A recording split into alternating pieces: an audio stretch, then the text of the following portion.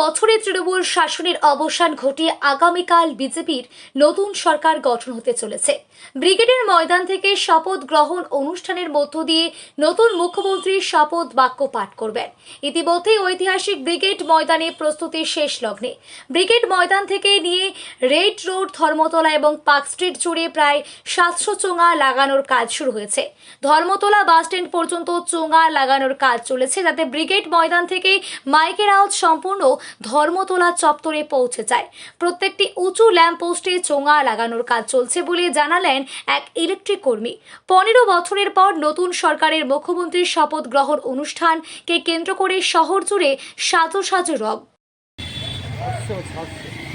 700 কোথায় কোথায় লাগছে এটা? ধর্মতলা আছে, তারপরে এটাকে কী বলে, এটাকে বাস স্ট্যান্ড। আচ্ছা, তারপরে ওইদিকে রেড কি হ্যাঁ, রেড রোড। রেড রোড আছে, তারপরে চারিদিকে আছে, চতুর্দিকে ঘুরছে। মানে মোট 700 মাইক। হ্যাঁ, তারপরে বক্স আছে। আচ্ছা।